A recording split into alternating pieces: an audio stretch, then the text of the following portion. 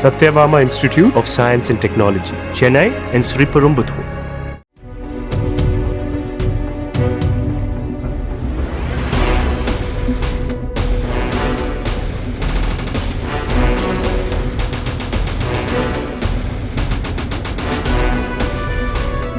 சென்னை வேளச்சேரி, நேரு நகர் உள்ளிட்ட பகுதிகளில் இரவு நேரங்களில் அடிக்கடி மின்தடை ஏற்படுவதாக அப்பகுதி மக்கள் தெரிவித்தனர். அரை மணி நேரம் முதல் 2 மணி நேரம் வரை கூட மின்தடை நீடிப்பதால் குழந்தைகள், முதியவர்கள் மிகவும் சிரமத்திற்கு உள்ளாவதாக அவர்கள் கூறியுள்ளனர்.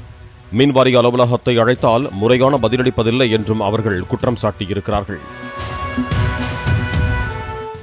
Satyabama Institute of Science and Technology, Chennai and Sriperumbudur.